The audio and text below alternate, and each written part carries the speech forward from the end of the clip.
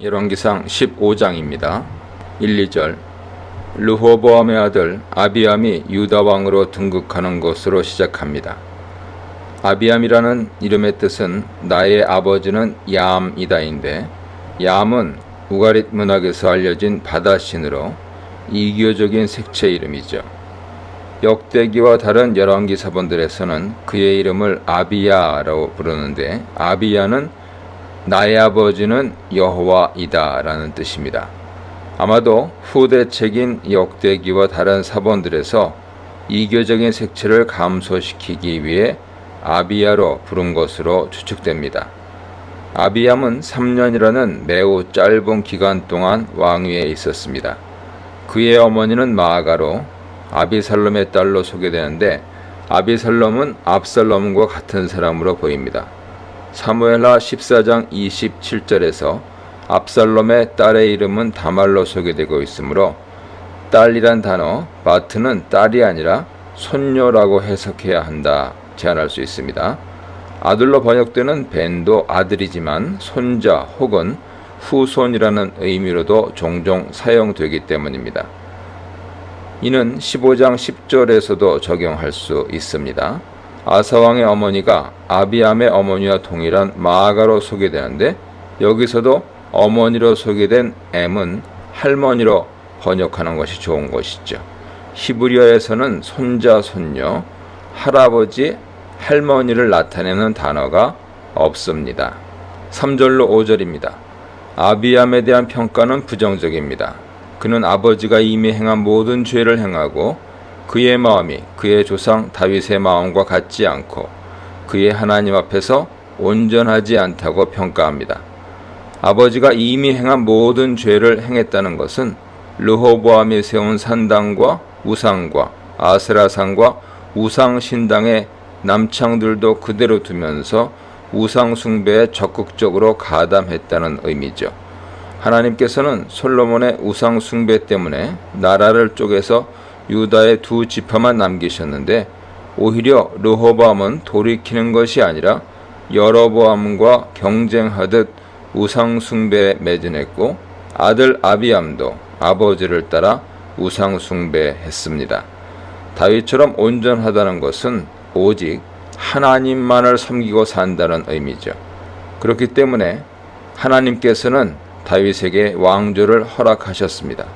예루살렘에 등불을 주었다는 것은 다윗을 왕으로 세우셨다는 것이고, 그 왕권을 아들들이 잇게 하고 예루살렘 왕권을 견고하게 세워주셨다는 것입니다. 다윗이 비록 밧세바와 간음하고 우리아를 죽이는 큰 죄를 저질렀지만, 그 외에는 평생 하나님 보시기에 정직했고 자기에게 행한 모든 명령을 어기지 않았다고 평가하십니다. 비록 범죄했을 때에도 하나님께 회개하며 하나님께서 주시는 벌을 받으며 여전히 하나님을 섬겼습니다. 다윗은 신앙적인 부분뿐 아니라 윤리적, 사회적으로도 하나님 말씀에 순종하고 살았다는 것이죠. 하나님께서는 우리 인생을 평가하실 때 신앙적인 부분과 윤리적이고 도덕적이고 사회적인 면을 분리해서 평가하지 않으십니다.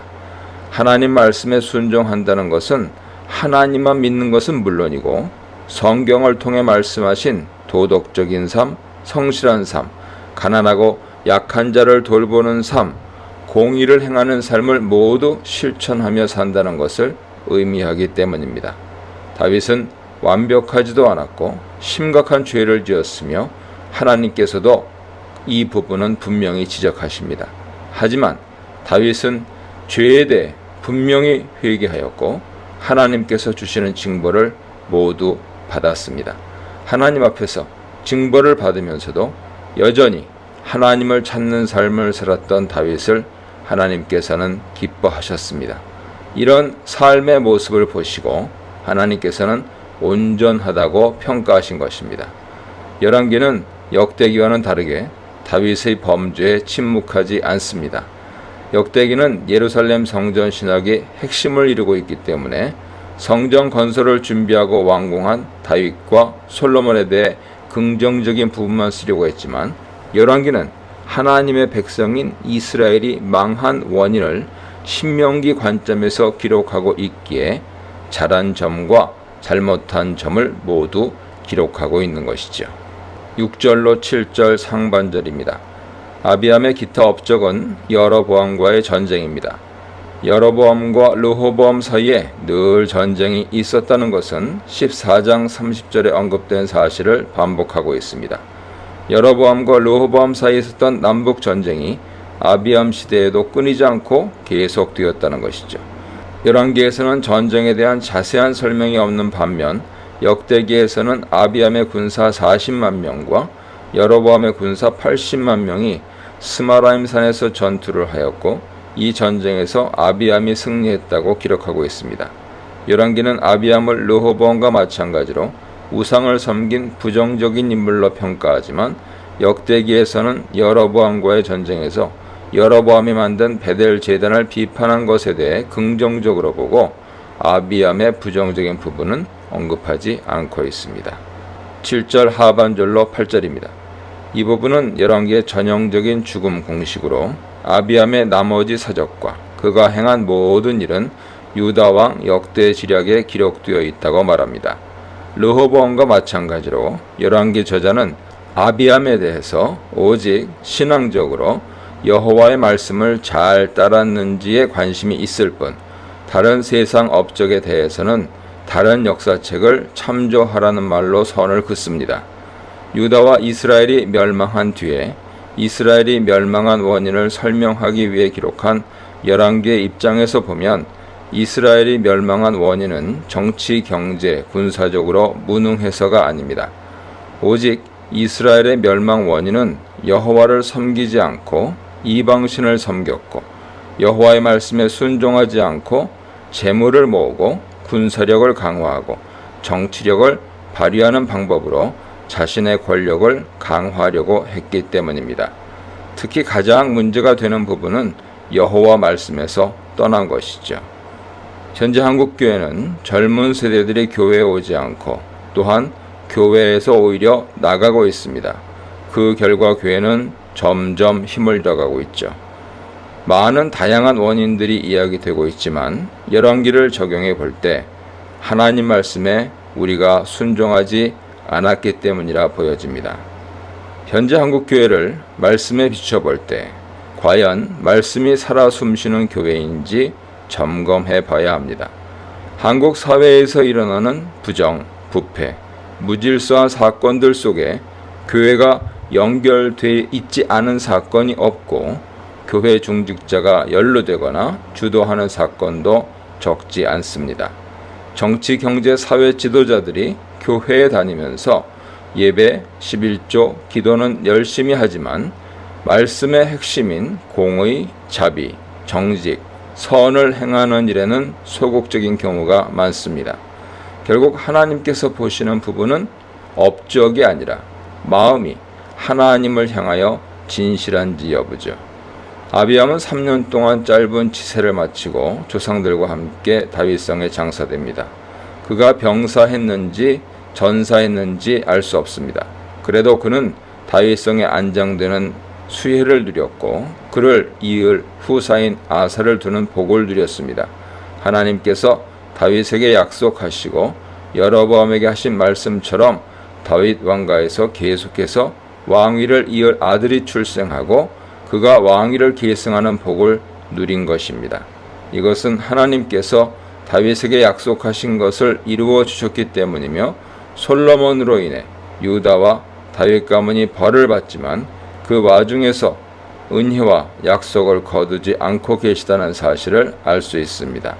다윗 가문 왕들의 이교적인 행위와 하나님의 신실하심과의 대조를 통해 유다가 지속된 것은 온전히 하나님의 은혜였다 하는 사실을 강조하고 있습니다. 이 문단에서는 부모의 불신앙을 본받아 다윗의 충성을 기억하며 싸움에만 열중함에 대해 묵상해 보시기 바랍니다. 9절로 11절입니다. 아사는 이스라엘 여로보암 제20년에 유다 왕으로 세워집니다. 그는 41년이라는 긴 기간 동안 왕위에 있었는데 유다 왕들 가운데서 가장 긴 기간 치세했습니다. 우리 성경에 그의 어머니가 아비살롬의 딸 마아가로 소개되는데 15장 2절에 나오는 아비암의 어머니와 동일 인물이죠. 히브리어에서는 어머니, 엠이라는 단어가 어머니, 할머니, 증조 할머니 등 여자 직계 존속을 나타낼 수 있습니다. 다시 말해 할머니, 증조 할머니라는 단어가 없는 것이죠. 마아가는 아사의 어머니가 아니고 따라서 할머니가 되는 것입니다.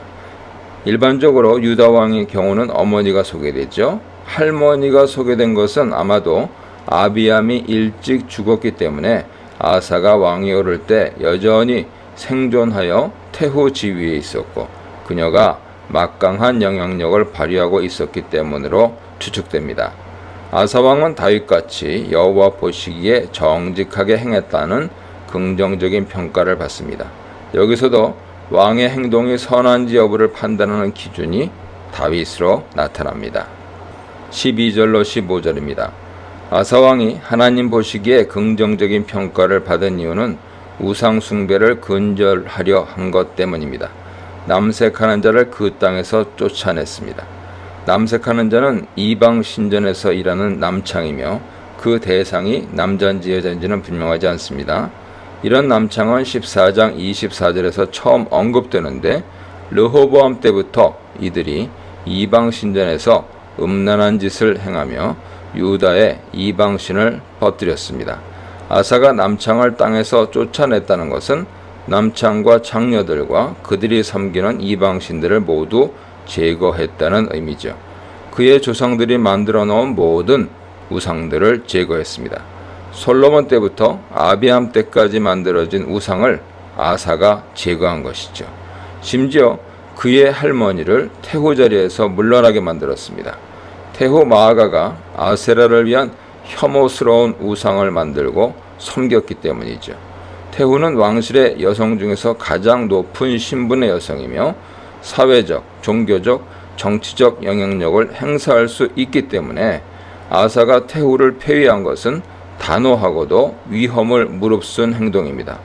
부모 공경과 하나님 공경이 충돌하는 대목이죠. 하나님께 대한 순종을 최우선으로 둔 아사는 자신의 할머니의 우상 숭배도 눈 감아주지 않고 할머니를 폐위함으로 우상을 척결하여 하나님을 기쁘시게 하는데 최선을 다하였습니다. 다만 아사는 유다에 있는 산당은 없애지 못했습니다. 산당 신앙 세력이 너무 막강하여 강한 저항을 받아 실패한 것으로 보입니다. 하지만 그의 마음은 평생 하나님 앞에서 온전하였는데 이런 모습은 다윗과 같죠. 15절에 따르면 아사는 아버지 시대와 자신 시대에 여호와께 바쳐진 성물들을 여호와 성전에 가져다 놓았습니다. 16절로 22절입니다. 이달락은 유다와 이스라엘의 전쟁으로 아사 왕은 평생 이스라엘 왕 바아사와 싸웠다고 보고합니다. 바아사는 여로보암의 아들 나답을 죽이고 왕이 된 인물로 아사 왕 3년에 왕위에 올랐습니다. 왕으로 등극한 바아사는 유다를 치러 올라와 라마를 건축하여 사람들이 유다 왕 아사와 왕래하지 못하게 했습니다.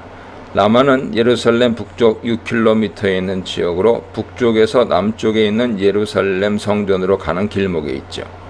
바아사가 예루살렘으로 가는 길목을 막으려는 이유는 역대하 15장 8절로 15절 사이에 따르면 아사가 종교개혁을 하면서 유다 사람들 뿐만 아니라 에브라임과 므낫세와 시므온에 속한 백성들과 함께 예루살렘 성전에서 하나님만을 섬기겠다는 언약을 맺었기 때문입니다.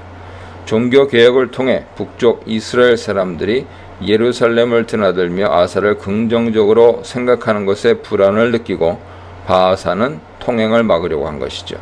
아사는 상황이 불리하자 여호와 성전에 바쳤던 은금들과 왕궁 곳간에 있던 은금을 모두 아람 왕 헤시온의 손자인 벤하닷에게 보내어 도움을 요청합니다. 아람은 이스라엘 북동쪽에 위치한 나라로 아사는 벤하닷에게 아람과 유다와의 오랜 언약을 상기시킵니다. 아람과 다윗의 전쟁 이후 아람과 이스라엘은 언약을 맺고 아람은 이스라엘 속국으로 다윗에게 공물을 보내게 되었습니다. 이런 관계가 지속되다가 유다와 이스라엘이 갈라진 후에는 아람이 북쪽 이스라엘과 동맹 관계를 맺은 것으로 보입니다. 상황이 불리해지자 유다는 엄청난 재물을 아람에 보내 이스라엘과의 언약을 끊고 자신과 동맹을 맺고 도와달라고 요청합니다. 이런 제안을 베나닷은 좋게 여기고 그의 군대의 지휘관을 보내 이스라엘을 침략하여 이온, 단, 아벨 벤마아가와 긴네렛 온 땅, 납달리 온 땅을 공격하였습니다. 아람은 북쪽에 위치하고 있기 때문에 주로 북쪽 이스라엘 지역을 공격했죠. 유다 지역까지 내려와 라마를 건축하고 있던 바하사는 라마 건설을 중지하고 수비하기 위해 수도인 디르사로 돌아갑니다. 21절에서 거주하다로 번역하고 있는데 이것은 디르사로 퇴각하였다는 의미죠. 바하사가 라마 건설을 중단하고 디르사로 돌아가자 아사는 그제야 백성들을 모두 모아 라마로 가서 그곳에 건축하던 성을 부수고 건축에 사용했던 돌들과 목재들을 모두 가져와 게바와 미스바를 건축하는 데 사용합니다. 이렇게 라마성을 흔적도 없이 만든 것은 다시 바하사가 라마를 건설하려는 시도를 못하게 하려는 것이죠. 위치상 게바와 미스바는 모두 예루살렘 북쪽에 위치하며 이곳에 성을 건설하여 이스라엘이 예루살렘으로 쳐들어오는 것을 막으려고 했습니다. 아사는 막대한 돈과 외교술로 바하사 공격을 효과적으로 막고 수비를 든든히 할 수 있었습니다. 역대기는 아사 왕이 성전 돈을 가지고 아람 왕 베나닷에게 도움을 요청한 것에 대해 하나님을 의지하지 않은 불신앙으로 보고 선지자 하나니를 보내서 이것을 꾸짖습니다. 역대하 16장 7절 이하 참조하세요. 이전에 구스가 막강한 군대를 이끌고 쳐들어왔을 때는 오직 하나님만 의지했고 하나님께서 구스 군대를 물리쳐 주셨습니다. 그런데 나이가 들면서 아사는 점점 자신의 재력과 외교술을 의지하게 되었고 하나님께서는 이것을 꾸짖으신 것이죠. 하지만 열왕기는 아사 왕의 업적 중에서 종교적인 부분에 강조를 두어 우상 숭배를 척결한 것을 가장 크게 평가하여 전체적으로 아사 왕을 긍정적으로 평가하고 있습니다. 23, 24절입니다. 아사 왕의 죽음 공식은 르호보암이나 아비암과는 좀 다릅니다. 역대 지력에 기록된 것은 남은 일과 권세와 건축이죠. 권세로 번역된 게브라라는 말은 힘, 군사적인 능력으로 군사력을 의미합니다. 이것은 아사 왕 때 군사 업적을 이루었다는 것을 의미하죠. 이스라엘 침략을 막기 위해 게바와 미스바의 성을 건설한 것도 아사의 성공적인 업적으로 언급됩니다. 열왕기는 군사적 성공과 성을 건설한 세상적인 성공은 크게 관심이 없는 것으로 표현하고 있습니다. 아사 왕은 늙었을 때 발에 병이 생깁니다. 역대하 16장 12절에 따르면 제위 39년에 발에 병이 들어 위독했지만 여호와께 병 낫기를 구하지 않고 의원들을 찾았다고 비판하고 있습니다.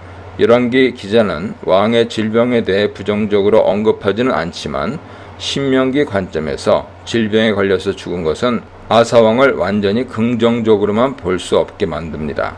아사는 병든 지 3년 뒤에 죽어 다윗 성읍에 있는 조상들의 묘에 평안히 묻혔고 그의 아들 여호사밧이 왕위를 계승했습니다.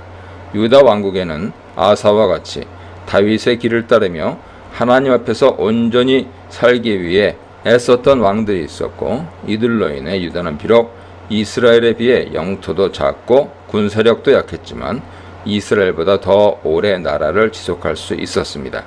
이렇게 열왕기는 이스라엘을 지키는 것은 군사력이 아니라 여호와께 대한 신앙이라는 것을 분명하게 보여줍니다. 이 문단에서는 우상을 척결한 아사, 은금으로 성전을 채운 아사, 산당은 제거하지 못한 아사에 대해 묵상해 보시기 바랍니다. 열왕기상 15장 25, 26절입니다. 유다 아사왕 2년에 이스라엘에서는 여로보암의 아들 나답이 왕위에 오릅니다. 2년 동안 이스라엘을 다스렸다고 기록하고 있지만 실제로는 1년이 조금 넘는 기간입니다. 나답에 대한 평가는 여호와 보시기에 악을 행하였다 하는 것으로 부정적입니다. 그의 아버지 여로보암의 길을 행했기 때문이죠. 여로보암이 지은 죄는 단과 베델에 황금 송아지를 만들어서 여호와 제의를 대신했고 일반인을 제사장으로 세우고 산당 제사를 성행하게 했습니다. 절기도 자기 마음대로 만들어 북이스라엘 사람들이 예루살렘 성전에 가서 절기 제사를 드리지 못하게 막았습니다. 나답은 유다 선지자의 경고와 늙은 선지자의 확인에도 불구하고 아버지 여로보암의 종교 정책을 그대로 따릅니다. 이에 화자는 여로보암과 나답이 백성들을 죄 짓게 만드는 죄를 지었다고 평가합니다. 열왕기는 전체적으로 남유다와 북이스라엘이 망한 이유를 왕들이 하나님을 섬기지 않고 하나님 명령을 따르지 않는 데서 찾고 있습니다. 이것은 고대 이스라엘에서 왕의 역할이 종교적인 부분에서 매우 중요한데 하나님의 대리자로서 하나님 말씀에 순종하고 백성들을 하나님 말씀대로 살도록 가르치고 다스릴 의무가 있다고 보기 때문이죠. 여로보암과 나답은 하나님께 대한 의무를 저버렸고 백성들을 죄의 길로 가도록 인도하는 무서운 죄를 저지른 것입니다. 교회 지도자들은 이 부분에서 하나님의 경고를 받고 자신에게 적용해야 합니다. 과연 하나님 말씀을 바로 전하고 그것을 실천하는 의무를 성실하게 수행하고 있는지, 아니면 교인들을 실족시키고 잘못된 길로 인도하고 있는지 늘 점검하는 자세가 필요합니다. 나답의 모습은 동시대 유다왕 아사가 르호보암과 아비암의 잘못된 길에서 돌이키고 우상을 제거하는 종교개혁을 단행하면서 왕권과 나라를 든든하게 세운 것과 대조되며 결국 여로보암 왕가는 무너지게 됩니다. 27절로 30절입니다. 27절에서 이사갈 지파 아히야의 아들 바아사가 등장합니다. 그는 나답에게 반역할 세력을 모으고 나답과 모든 이스라엘 백성들, 즉 나답 군사들이 기브돈을 점령하기 위해 애워싸고 있는 상황에서 나답을 칩니다. 나답과 그의 군사들이 블레셋 족속이 지배하고 있는 기브돈을 회복하기 위해 블레셋과 전쟁을 하고 있는 틈을 타서 바아사는 나답을 공격하고 죽인 것이죠.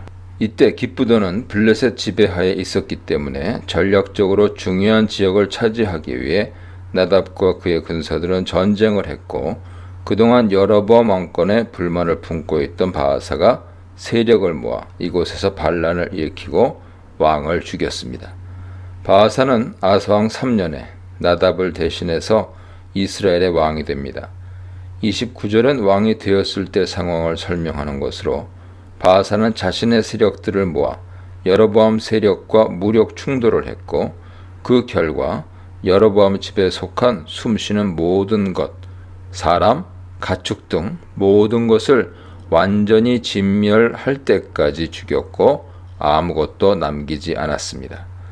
하나님 심판으로 여리고에서 하나님 물건을 훔친 아간도 자신과 자신의 모든 가족이 진멸을 당했고, 가나안 7 족속도 가나안 땅을 더럽혔기에 진멸당했습니다. 여로보암 집이 진멸을 당한 것은 하나님의 심판이며 30절은 이에 대해 분명하게 말합니다. 30절에서 언급된 여로보암의 죄는 두 가지입니다. 첫째, 여로보암 자신의 죄와 이스라엘 백성이 죄에 짓도록 만든 죄입니다. 둘째로 여호와를 노엽게 한 것입니다. 첫째 죄에 대해서 하나님께서 유다 선지자를 통해 분명히 경고하셨고, 베델의 늙은 선지자를 통해 이 경고가 확실하다는 징표까지 얻었지만 그는 하나님의 경고를 듣지 않았습니다. 둘째, 여호와를 노엽게 한 것에 대해 아히야를 통해 이미 경고를 받았습니다. 아들의 병에 대해 알기 원하며 찾아온 여로보암의 아내에게 선지자 아히야는 하나님께서 여로보암 행동에 대해 매우 노여워하고 계시다는 사실을 분명히 알려주었습니다.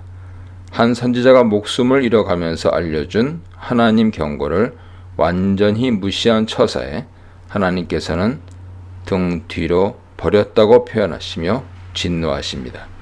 이것은 하나님께서 죄를 범한 여로보암에게 먼저 손 내밀어 회개할 기회를 주신 것이죠.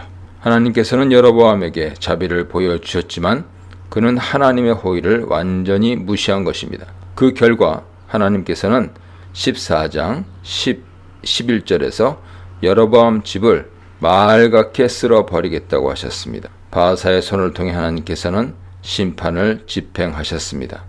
분명히 하나님은 은혜롭고 자비롭고 노하기를 더디하시는 하나님이시기 때문에 죄를 범한 인간들을 즉각 심판하지 않으시고 오래 참으시며 회개할 기회를 주십니다.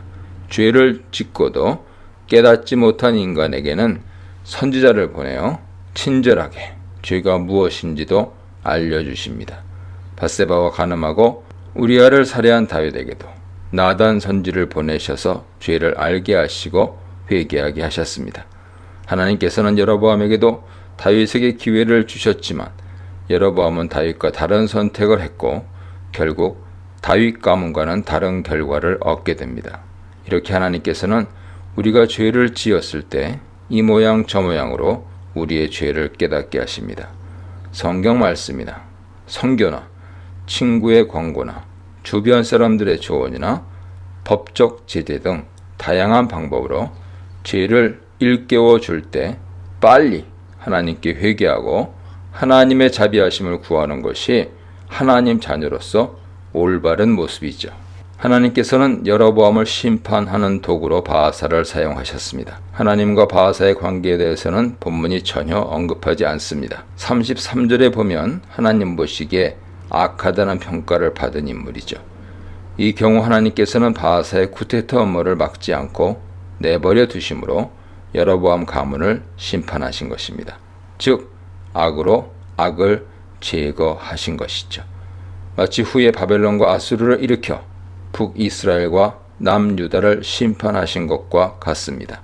결국 이스라엘에서 왕권을 유지하고 나라를 평안하게 지키는 것은 하나님 힘과 의지에 달린 일이지 인간 손에 달린 문제가 아니라는 것을 분명하게 보여주십니다. 31, 32절입니다. 열왕기 죽음 공식으로 나답의 죽음에 대한 공식입니다. 나답의 남은 사적과 행한 모든 일은 이스라엘 왕 역대 지략에 기록되어 있다는 공식적인 말로 끝을 맺습니다. 죽음 공식에서 여로보암이나 유다 왕들과 다른 부분은 나답이 그의 조상들과 함께 잔다는 표현이나 어디에 장사되었다는 표현이 없다는 것이죠.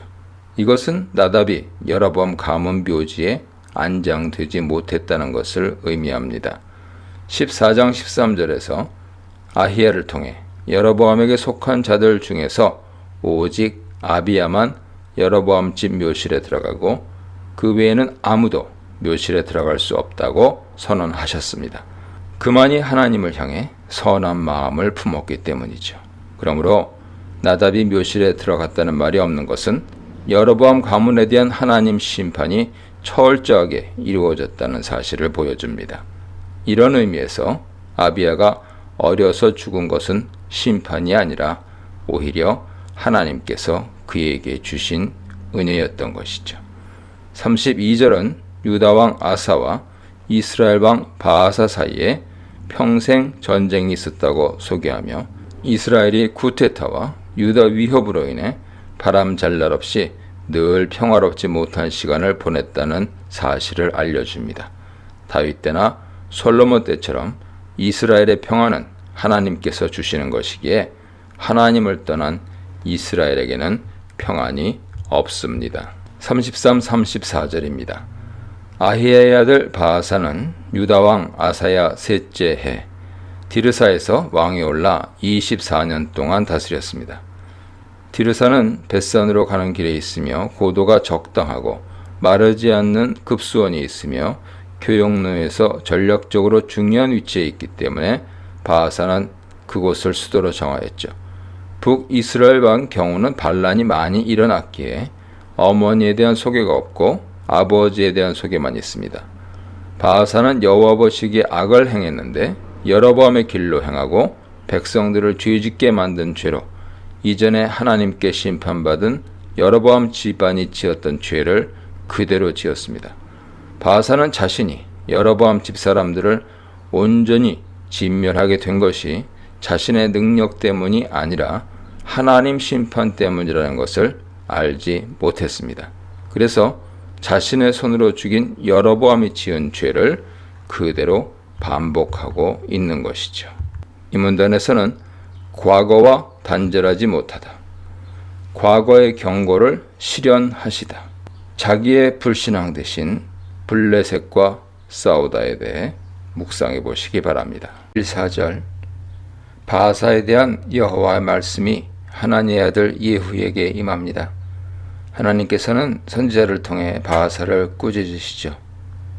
2절은 하나님께서 바아사를 꾸짖는 이유를 설명하시는데 첫째는 교만입니다. 하나님께서는 바아사를 뒷글에서 끌어올리셨다고 합니다.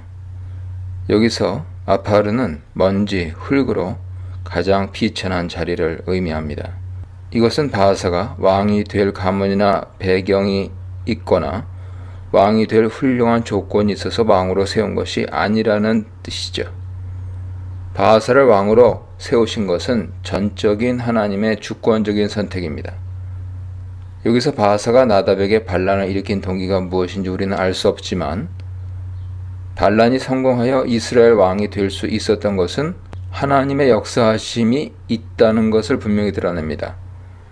이스라엘 왕은 이스라엘의 진정한 왕이신 하나님을 대리하는 자리이기 때문에 이스라엘 왕은 하나님께서 선택하시는 것입니다. 이 사상은 사무엘서부터 열왕기까지 계속해서 이어지죠. 둘째 이유는 여로보암의 길과 범죄를 그대로 따른 데 있습니다. 하나님께서 바아사를 통해 여로보암 집을 진멸하신 이유는 여로보암이 우상을 만든 것과 그것을 백성들이 섬기도록 만든 죄 때문입니다. 바아사는 이 사건을 통해 전혀 교훈을 얻지 못하고 여로보암의 길을 그대로 따르는 어리석음을 범했습니다. 바아사는 자신이 반란에 성공한 것이 여로보암 가문을 심판하기 위한 하나님 계획이었다는 사실을 인식하지 못한 것입니다. 남의 허물은 가차없이 판단하고 단죄하지만 자신도 동일한 죄에 빠질 수 있다는 것을 잊어버린 것이죠. 결과는 참혹했습니다. 3~4절은 바아사에게 내린 심판으로 첫째는 바아사 이후에 그의 집을 여로보암 집처럼 쓸어버리겠다고 하십니다. 이에 더하여 바아사에게 속한 자들 중에 성 안에서 죽은 자는 개들이 먹을 것이고 들에서 죽은 자는 하늘의 새들이 먹을 것이라는 저주가 내려집니다. 고대 이스라엘에서 죽은 후 조상묘에 안정되는 것은 평안한 삶을 허락받은 축복이었습니다. 반대로 안정되지 못하고 들이나 산에 버려져 시신이 훼손되는 것은 평안한 삶을 허락받지 못한 저주로 생각되었습니다. 그러므로 이것은 삶뿐만 아니고 그들의 죽음조차 하나님 저주 아래 놓이게 되는 무서운 형벌인 것이죠. 이 벌은 여로보암 가문이 받은 형벌보다 더 중합니다. 바아사는 분명 여로보암의 길을 따르는 것이 죄라는 것과 그 결말을 알고도 죄지었기 때문입니다. 5절로 8절입니다. 5, 6절의 바아사의 죽음 공식은 이스라엘 다른 왕들과 동일합니다. 바아사는 평안히 조상들의 무덤에 묻히게 되었고 그의 아들 엘라가 뒤를 이어 왕위에 오릅니다. 죽음 공식에서 특이한 것은 예후가 선언한 바아사 집안에 내린 심판 예언이 반복해서 언급되는데 이것은 24년 동안 이스라엘을 다스린 것보다 하나님 말씀을 어긴 것이 바아사를 평가하는데 가장 중요한 기준이 된다는 것을 강조하는 것이며 이 선언은 바로 바아사의 아들 엘라의 이야기와 연결되기 때문입니다. 유다 아사왕 26년에 바아사 뒤를 이어 그의 아들 엘라가 디르사에서 이스라엘 왕이 되었고 2년 동안 왕위에 있었습니다. 유다에는 아사왕이 41년을 평탄하게 다스리는 동안 북이스라엘은 여로보암, 나답, 바아사, 엘라, 시므리, 오므리, 아합까지 모두 7명의 왕이 바뀝니다. 이것은 하나님을 잘 섬겼기 때문에 하나님 보호하심을 받은 남유다와 달리 하나님께 죄를 지은 북이스라엘에는 정권이 자주 바뀌고 평화가 없었다는 것을 보여주죠. 9절로 13절입니다. 엘라에 대한 평가는 다른 왕들과 달리 13절에서 심판이 이루어진 뒤에 언급되는데 그도 바하사와 같은 죄를 지었다고 평가합니다. 엘라 이야기는 다른 업적은 언급되지 않고 시므리의 반란 사건만 이야기되죠. 엘라가 왕궁 맡은 자 아르사의 집에서 마시고 취해 있을 때 그의 군대 장관인 시므리가 왕을 모반했습니다. 엘라는 자신의 수도에서 가장 신뢰하는 측근 집에서 가장 신뢰하는 신하 중의 하나인 군대 장관 손에 죽습니다. 아르사와 시므리가 협동하여 엘라를 제거한 것입니다. 이렇게 시므리는 술 취해 있는 엘라를 죽이고 그를 대신하여 이스라엘 왕으로 등극합니다. 이때가 아사왕 27년으로 엘라는 횟수로는 2년이지만 실제로는 1년 조금 넘게 왕위에 있었고 그 기간은 나답과 비슷하죠. 11절은 시므리가 왕위에 오를 때 바하사의 모든 집안 사람들을 죽이는데 남자들은 친척이든지 친구든지 모두 죽였습니다. 여기서 친척들은 문자적으로 귀염 물을 자로 매우 가까운 친척을 의미하죠. 친구들은 왕의 측근들을 의미하며 엘라에게 동조하는 모든 사람이 죽임당했다는 뜻입니다. 이런 행동은 후에 혹시 모를 반란 세력의 싹을 완전히 자르려는 의도입니다. 하지만 12절에서는 이 반란이 선지자 예후를 통해 바하사의 온 집을 멸하겠다고 말씀하신 것을 성취한 것이라고 평가합니다. 13절에서 바하사와 엘라의 죄를 다시 한번 언급하는데요. 그들이 범죄하고 이스라엘 백성들도 범죄하게 했는데 헛된 것들로 여호와의 노를 일으켰다고 말합니다. 여기서 헛된 것은 여로보암이 만든 우상과 산당과 아세라 등 우상들을 의미하죠. 하나님께서는 여로보암이 이스라엘 백성들에게 신이라고 섬기도록 만든 모든 우상들을 헛된 것, 아무것도 아닌 것으로 평가하시며 자신의 백성인 이스라엘에게 이런 것을 섬기게 만든 이스라엘의 왕들에 대해 대단히 화를 내시고 이 길을 떠나지 않는 왕들의 가문을 진멸하십니다. 하나님께서 정말 괘씸하게 생각하시는 부분은 하나님 백성을 잘 인도하라고 세워놓은 왕들이 하나님이 아닌 우상에게로 인도한 죄죠. 하나님께서는 계속해서 이 책임을 왕들에게 진멸이라는 가장 무서운 방법으로 물으십니다. 이것이 하나님께 임무를 맡았으면서도 권세만 누리고 임무를 제대로 행하지 않는 지도자들에게 주시는 무서운 경고입니다. 14절입니다. 엘라의 죽음 공식은 다른 왕들에 비해 매우 간략합니다. 조상 묘실에 안장되었다는 언급이 없는 것은 그의 시체가 가정묘에 묻히지 못하고 4절의 예언처럼 개나 새에 먹혔다는 것을 암시하죠. 반란으로 인해 그의 가족이 모두 죽었기 때문에 그의 아들이 왕위를 계승했다는 언급도 없습니다. 하나님의 심판 선언이 확실하게 실행되었습니다. 이 문단에서는 자신에게 돌아온 자신의 경고, 떠나지 않는 아비의 죄악, 기억하지 못한 아비의 심판에 대해 묵상해 보시기 바랍니다. 15절로 20절입니다. 15절은 등극 공식입니다. 엘라를 죽이고 유다의 아사왕 27년에 이스라엘의 왕 시므리는 수도인 디르사에서 7일 동안 왕이 되었습니다. 시므리는 이스라엘 역사상 가장 짧은 기간 왕으로 있었습니다. 시므리가 엘라를 죽이고 왕이 되던 때에 이스라엘 백성들은 블레셋 손에서 기쁘돈을 회복하기 위해 이곳에 진을 치고 있었습니다. 진 중에 시므리가 반란을 일으켜 왕을 죽였다는 소식을 듣고 그곳에 있던 사람들은 시므리를 거부하고 그곳에서 군대 지휘관 오므리를 왕으로 삼았습니다. 백성들이 왕을 직접 세운 것이죠. 이스라엘에 두 왕이 생겼고 백성의 지지를 받은 오므리가 기브돈에서 군사들을 이끌고 디르사로 와서 포위하고 공격했습니다. 오므리의 공격으로 성이 함락되는 것을 본 시므리는 왕궁 요새로 들어가서 왕궁에 불을 지르고 죽습니다. 시므리도 왕의 병거의 절반을 가지고 있는 군대 장관이지만 백성들 지지를 받고 있는 오므리를 당할 수 없었기 때문에 최후의 항전을 하고 죽은 것입니다. 19절에서 시므리에 대한 평가가 나오는데 그도 여호와 보시기에 악을 행하고 범죄하였습니다. 그도 여로보암의 길을 따른 것과 이스라엘 백성들을 죄짓게 만든 것이 죄목으로 적시됩니다. 시므리가 반란을 일으키고 왕이 된 이후에 종교개혁을 하지 않은 것을 비난하는 것이죠. 북이스라엘에서는 유다의 아사왕처럼 왕이 된 이후에 강력한 종교개혁을 한 사람이 없었고 여로보암 우상을 계속 섬기고 있었습니다. 이들은 하나님께서 북이스라엘 왕조를 세우시고 진멸하시는 이유가 이스라엘을 여호와께 돌아오도록 만들기 위해서임을 깨닫지 못한 것이죠. 21절로 28절입니다. 오므리 왕의 이야기는 다른 왕들의 이야기와는 다른 형식을 갖습니다.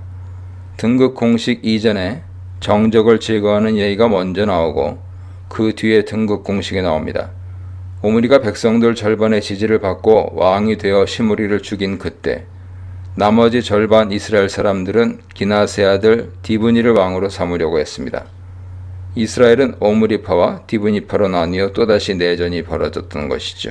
이번에는 심각한 무력 충돌이 있었고 결국 오므리를 따르는 사람들이 디브니를 따르는 사람들을 이겨 디브니는 죽고 결국 오므리가 왕이 됩니다.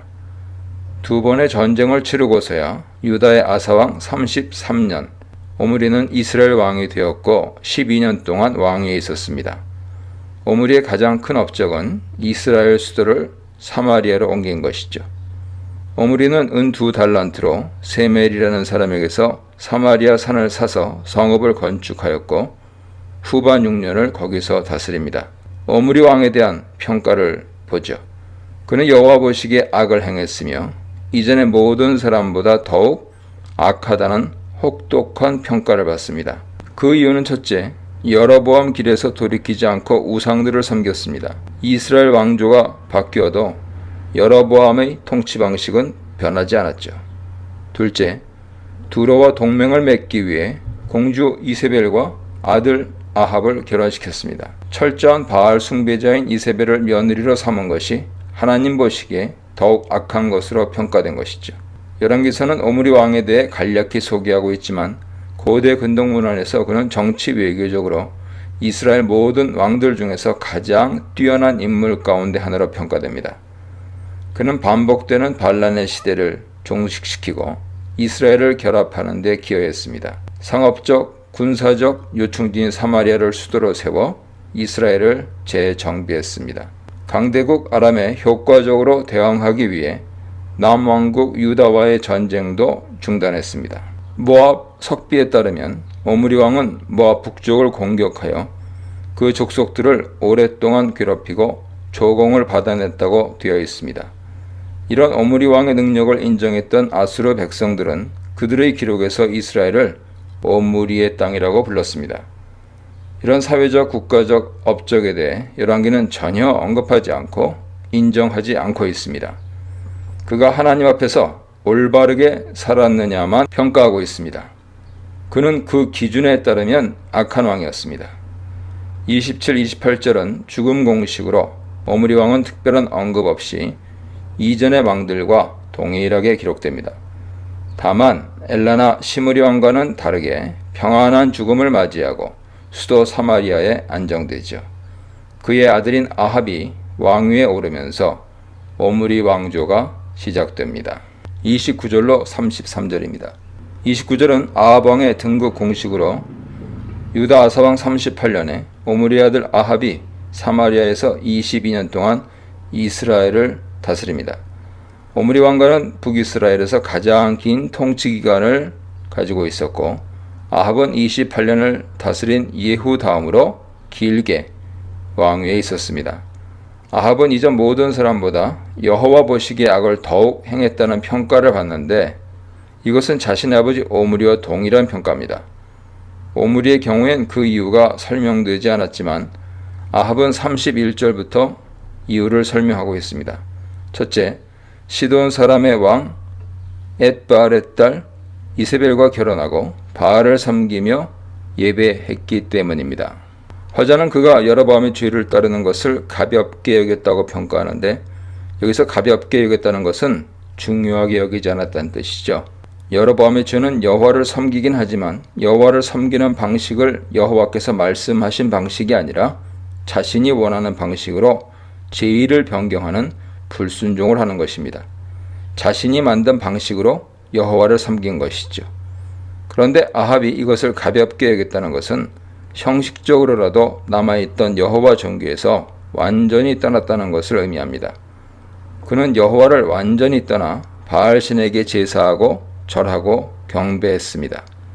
이스라엘에서 모든 제사와 예배는 한 분 여호와께 바쳐야 하는데 아합은 하나님을 버리고 아내를 따라 바알신을 섬겼습니다. 둘째, 사마리아에 바알 신전을 만들고 제단을 쌓고 아세라 기둥도 세웠기 때문입니다. 마치 솔로몬이 예루살렘에 여호와를 위한 성전을 만들고 여호와를 위한 제단을 만든 것과 비슷하죠. 아합은 여호와 대신에 바알과 아세라를 선택하고 섬긴 것입니다. 아합은 바알을 섬기는 시돈의 공주 이세벨과 결혼하여 여호와 제의는 버리고 바알 제의를 이스라엘 공식 종교로 삼았습니다. 북이스라엘의 수도인 사마리아에 바알의 신전과 제단을 만들어 아합이 제사 드리고 경배했다는 것은 이스라엘의 공식 종교를 바알 신앙으로 바꾸었다는 것을 의미합니다. 여호와께 완전히 돌아선 아합으로 인해 하나님께서는 이전의 왕들에 대해서보다 훨씬 강하게 분노하십니다. 화자는 하나님에 대해 이스라엘의 하나님 여호와라는 호칭을 사용하는데 이것은 이스라엘의 신은 바알이 아니라 여호와이신 것을 강조하기 위함이죠. 이런 상황에서 베델 사람 히엘이 여리고를 건축합니다. 하지만 터를 쌓으면서 그의 장자 아비람 목숨을 대가로 치렀고 성문을 세울 때 막내 아들 수굽의 목숨을 대가로 바쳐야 했습니다. 하나님께서 여호수아에게 말씀하셨던 예언이 성취된 것이죠. 여호수아 6장 26절에 보면 누구든지 일어나서 이 여리고성을 건축하는 자는 여호와 앞에서 저주를 받을 것이라. 그 기초를 쌓을 때 그의 맏아들을 잃을 것이요 그 문을 세울 때 그의 막내 아들을 잃으리라고 말씀하신 것이 성취된 것입니다. 히엘은 장자를 잃고도 계속 성을 짓느라 막내 아들까지 잃는 비극을 겪은 것이죠. 이야기 끝에 예언이 성취된 이야기를 쓴 것은 아합과 이스라엘에 대한 강력한 경고를 그들이 무시하면 이런 비극을 겪게 된다는 경고입니다. 하지만 아합은 히엘처럼 어리석은 선택을 하고 징벌을 받게 됩니다. 이 문단에서는 성공한 무반, 실패한 인생, 빛나는 세상 평가, 초라한 성경 평가, 국가 번영, 영적 부패에 대해 묵상해 보시기 바랍니다.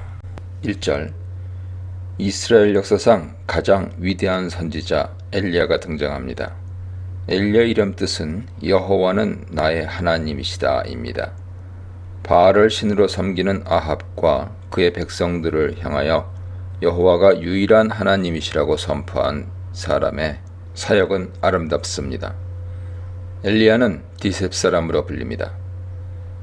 엘리야는 아합에게 자신이 말하지 않으면 몇 년 동안 이슬과 비가 내리지 않을 것이라고 이스라엘의 하나님 여호와 살아계심을 두고 맹세합니다. 엘리야는 자신이 여호와를 섬긴다고 이야기하여 아합과 달리 여호와께 대한 신앙이 분명하며 자신이 여호와의 명령을 전달하고 있음을 드러냅니다. 여호와께서 엘리야를 통해 비와 이슬을 이스라엘 땅에 내리지 않는 재앙을 내리겠다 말씀하신 것이죠. 이는 바알을 신으로 섬기는 아합과 이스라엘 백성들에게 정면으로 도전한 경고입니다. 바알은 비와 풍요의 신이며 적당한 비를 통해 이스라엘 백성들에게 풍요를 가져다주는 신으로 섬김을 받아왔기 때문입니다. 여호와께서 가뭄을 선포하신 것은 이스라엘 땅에 비를 주고 풍요를 준 신은 바알이 아니라 여호와 자신이라는 것을 분명히 드러내신 것이죠. 여호와께서 참 신이며 비와 풍요를 관장하는 신인 것을 드러내신 이유는 이스라엘 백성에 대한 자비 때문입니다. 기근과 비를 관장하시는 하나님의 능력을 보고 여호와가 진정한 신임을 깨닫고 다시 여호와께 돌아오게 하기 위해서입니다. 하나님께서 출애굽 시에 애굽에 10가지 재앙을 내리신 이유도 여호와께서 참 신이심을 알게 하려는 것이었죠. 다른 한편으로 신명기 28장 23절, 24절에서 언급된 불순종에 대한 처벌이기도 합니다. 신명기 마지막 부분에서 언약 갱신을 한 후 언약 순종에 대한 축복과 함께 언약 불순종에 대한 저주가 언급되는데, 불순종 저주 가운데 하나가 가뭄입니다. 현재 아합에게 선언된 가뭄은 이제 하나님께서 여호와와 맺은 언약을 깨뜨린 것으로 보고 언약 파기에 대한 책임을 아합과 이스라엘에게 묻고 심판하시는 것입니다. 가뭄 선언은 바알신에 대한 도전이면서 아합과 이스라엘 백성에 대한 징벌이죠.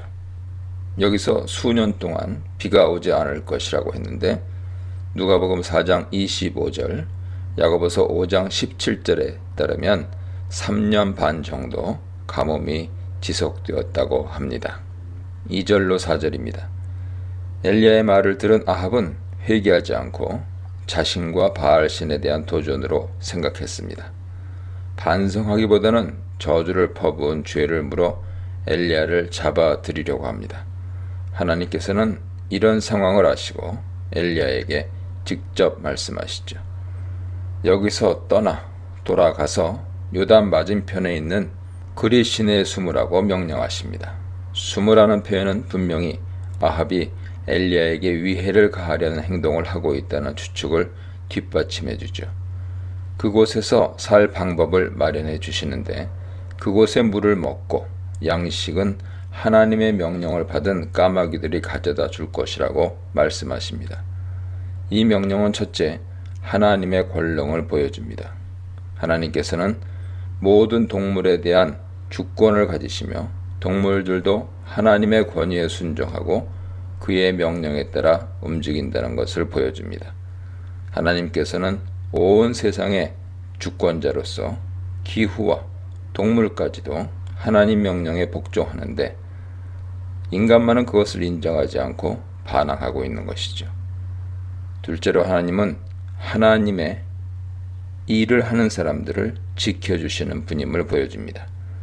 엘리야가 여호와의 이름으로 아합에게 가뭄을 선언하는 순간부터 엘리야는 이스라엘의 왕인 아합을 반대하는 인물로 찍히고 목숨의 위협을 받습니다. 하지만 엘리야는 위협을 감수하고 순종하여 아합에게 나아갔고, 여호와께서는 이런 엘리야를 지키기 위해 그리시네로 피하게 해주시고 초자연적인 현상을 통해 양식을 공급하신 것이죠. 셋째, 하나님께서 세우신 나라인 이스라엘에서 여호와의 명령을 전달하는 것이 목숨을 걸어야 하는 아이러니한 상황임을 보여줍니다. 하나님 백성은 하나님 말씀을 들어야 하는데, 이제는 하나님 말씀을 듣지 않을 뿐만 아니라 하나님의 말씀, 즉 진리를 전하는 자를 죽이려고 하는 것입니다. 이것은 이스라엘이 얼마나 하나님과 멀어진 상태인지를 분명하게 드러냅니다. 이런 이스라엘의 모습은 교회 역사 속에 많이 등장했습니다. 중세시대 교황과 교회 잘못을 비판하기 위해서 루터, 칼빈 등 종교개혁자들은 목숨을 걸고 개혁을 단행했습니다. 중세 교회 잘못을 비판하며 개혁하기 위해서 생겨난 개신교가 하나님의 공의와 은혜를 균형 있게 전하지 못하고 공의와 사회적 책임을 전하는 사람들을 비판하며 오직 교회에 출석하고 헌금하고 기도하는 것만을 강조하고 죄와 책임의 문제보다는 복과 공명만을 말한다면 이전에 타락한 중세 모습을 되밟고 있는 것입니다. 5절로 7절입니다. 하나님 명령을 들은 엘리야는 순종하여 요단 앞 그리시네에 거합니다. 화자는 여호와의 말씀과 같이 하여 라는 표현을 통해 엘리야가 아합이나 이스라엘과 달리 하나님 말씀을 온전히 지켰다는 사실을 강조하고 있습니다. 6절에서는 까마귀들이 아침에도 저녁에도 떡과 고기를 가져왔고 그가 시냇물을 마셨다고 말합니다. 이것은 하나님께서 약속하신 대로 까마귀를 통해 양식을 제공했다는 것을 강조하여 말함으로써 하나님은 말씀하신 것을 반드시 지키시는 분인 것을 보여주죠. 하나님 말씀대로 땅에 비가 내리지 않았고 하나님 말씀대로 땅에 비가 내리지 않았고 시내가 마르게 되었습니다. 정말 비가 오지 않았다는 것은 하나님께서 창조주시며 세상을 주관하시는 분으로 비와 풍요의 근원이라는 사실을 분명하게 드러냅니다. 까마귀가 떡과 고기를 가져다 준 것은 초자연적인 현상이지요. 하나님께서는 자신의 종을 지키기 위해 기적을 행하신 것입니다. 하나님께서 기적으로 자신의 백성을 지키시는 모습은 출애굽 때 광야에서 만나와 메추라기로 40년 동안 이스라엘 백성을 먹이신 것을 재현하신 것입니다. 후에도 극심한 기근 속에서 엘리야와 사르밧 과부는 하나님의 기적을 통해 고난의 때를 지나갈 수 있었습니다. 이렇게 하나님께서는 극심한 재난 시기에도 자기 백성을 지키시며 인간이 생각할 수 없는 기적을 통해 자기 백성을 먹이시고 살리십니다. 신약에서도 예수께서는 먼저 그의 나라와 그의 의를 구하라. 그리하면 이 모든 것을 너희에게 더하시리라 하셨습니다. 그러므로 하나님 백성은 무엇보다도 하나님 말씀대로 살아야 합니다. 먹고 살기 위해 하나님 말씀을 지키기를 주저하거나 말씀을 어기며 사는 것은 결코 생명의 길이 아닙니다. 교회에 오면 복을 받을 것이라고 하여 기복적인 종교를 만들고 그것을 기독교로 알고 믿기도 하지만 물질적 복보다 더 중요한 것은 하나님 말씀대로 사는 것이며 하나님 말씀으로 살 때 하나님께서 먹고 사는 문제를 해결해 주신다는 믿음이 있어야 합니다. 물질적인 부여가 복이 아니라 복의 근원이신 하나님을 인정하고 신뢰하는 것, 그 자체가 복이죠. 까마귀가 매일매일 아침 저녁으로 양식을 가져다 준 것처럼 하나님께서는 일용할 양식을 자기를 사랑하는 자녀들에게 주신다는 것을 믿는 것이 오늘날 물질에 포박된 한국교회에 가장 필요한 믿음이 아닐까요? 이 문단에서는 비의 신 바알 숭배자들에게 임한 가뭄, 엘리야를 지키신 하나님, 까마귀로 엘리야를 먹이시는 하나님에 대해 묵상해 보시기 바랍니다. 8절 9절입니다. 그릇 시내가 말라 더는 거기서 살 수 없게 되자 다시 여호와의 말씀이 엘리야에게 임합니다. 이번에는 시돈에 속한 사르밧으로 가서 거하면 그곳 과부에게 명하여 음식을 주게 하겠다고 말씀하십니다. 9절에 보라, 내가 그곳에서 과부에게 너에게 양식을 공급하라고 명령하였다 하는 구문은 4절에 까마귀들에게 내가 그곳에서 너에게 양식을 공급하라고 명령하였다와 거의 동일합니다. 하나님께서 명령하신 대상이 까마귀에서 과부로 바뀌었을 뿐이죠. 이것은 까마귀를 통해 양식을 주신 하나님께서 이제는 과부를 통해 양식을 주시겠다는 의미로 둘 다 하나님의 초자연적인 간섭인 것을 강조합니다. 고대 사회에서 과부는 도움 없이는 살기 어려운 사회 최약자죠. 구약에서도 고아와 과부와 객에게 하나님께서는 특별한 관심을 보이시며 도우라고 명령하셨습니다. 신명기 10장 18절 보세요. 과부는 도움을 받아야 하는 존재인데 하나님께서는 과부에게 엘리야를 봉양하라고 명령하신 것이죠. 이것은 까마귀가 양식을 물어오는 것만큼 비이성적이고 상식적이지 않은 명령입니다. 다시 하나님의 절대 권능을 보여주시려는 것이죠. 시돈은 이세벨의 고향이자 바알 신앙의 중심부입니다. 여호와께서는 엘리야를 이세벨의 고향으로 보내어 그곳에서 여호와의 권능을 보여주기로 작정하신 것입니다. 10절로 12절입니다. 엘리야는 하나님께 이해하기 어려운 명령을 받았지만 순종하여 사르밧으로 가서 성문에 이릅니다. 그때 마침 한 과부가 나무를 모으고 있었습니다. 이것은 우연이며 구약에서 우연은 하나님의 보이지 않는 손길을 의미하죠. 하나님께서 말씀하신 과부를 곧장 만나게 해주신 것입니다. 하지만 엘리야는 그녀가 하나님께서 말씀하신 과부인지 확인합니다. 처음에는 과부에게 물을 좀 달라고 부탁합니다. 그녀가 물을 가지러 가자 다시 그녀를 불러 떡 한 조각을 달라고 정중하게 요청합니다.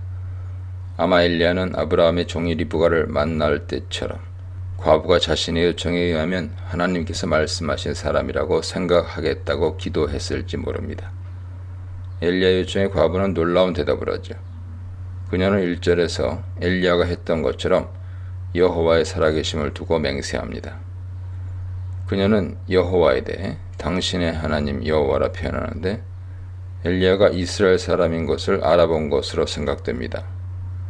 그녀는 시돈의 신 바알을 두고 맹세하지 않고 여호와의 이름으로 맹세하면서 자신에게 떡은 없고 통에 가루 한 움큼과 병에 기름 조금이 있을 뿐이라고 고백합니다. 여기 가루 한 움큼과 기름 조금이라는 표현은 엘리야가 말한 물 조금과 떡 한 조각과 유사한 표현으로 그녀는 엘리야 표현을 사용하여 자신에게 아주 약간의 가루와 기름이 있다고 말한 것이죠. 자신은 지금 나뭇가지 주어 자신과 아들을 위해 음식을 만들어 먹고 죽을 작정이라고 대답합니다. 음식을 만드는 데 필요한 나뭇가지가 2개뿐이라는 것은 음식 양이 매우 적다는 것을 의미하죠. 과부의 말은 이런 형편인데도 자신에게서 음식을 얻어먹겠느냐는 의미이며 사실 간접적으로 엘리야 요청을 거절하고 있는 것입니다. 상식적으로 마지막 양식을 달라고 할 사람은 없기 때문이죠.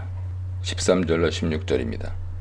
엘리야는 과부의 말을 듣고 두려워하지 말라고 안심시킵니다. 이것은 과부와 아들이 절대로 굶어 죽지 않을 것이라는 말이죠. 가뭄과 기근으로 날마다 죽음의 공포를 느끼며 살아왔고 이제 죽을 수밖에 없는 처지입니다. 그런데도 엘리야는 죽을 걱정을 말라고 하면서 가서 음식을 만들되 우선 엘리야 자신을 위하여 작은 빵을 만들고 그 후에 그녀와 아들을 위해서 음식을 만들라고 합니다. 이 말은 매우 이기적이고 비상식적으로 들리죠. 도와주어도 부족한 과부와 그 아들의 마지막 양식을 달라는 것은 비정하게까지 들립니다. 하지만 엘리야는 자신이 이렇게 말한 이유를 설명합니다. 이스라엘 하나님 여호와께서 말씀하시길 비가 지면에 내리는 날까지 통에 가루가 떨어지지 않을 것이고 그 병의 기름이 떨어지지 않을 것이라고 말씀하셨기 때문이라는 것입니다. 그는 하나님께서 양식을 제공하실 것이니 걱정하지 말고 자신과 과부와 그녀의 아들을 위한 음식을 만들라고 말한 것이죠. 사실 여호와 신앙이 전혀 없는 시돈 사람 사르밧 과부가 이런 여호와 말씀을 믿기는 어렵습니다. 하지만 사르밧 과부는 엘리야 말을 믿었고 가서 엘리야 말대로 행했습니다. 마치 5절에서 엘리야가 여호와 말씀대로 그리 시내로 간 것과 같습니다. 그들은 여호와 권능을 믿은 것이죠. 그 결과 여호와께서 엘리야를 통해서 말씀하신 것처럼 통의 가루가 떨어지지 않았고 병의 기름이 없어지지 않았으며 가뭄 내내 엘리야와 과부의 가족은 양식 걱정을 하지 않았습니다.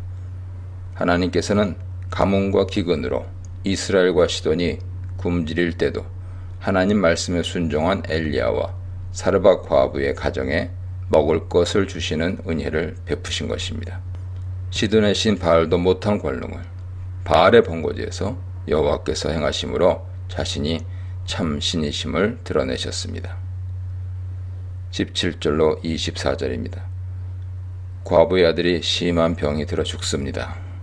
과부는 비극의 원인을 엘리야에게 돌립니다.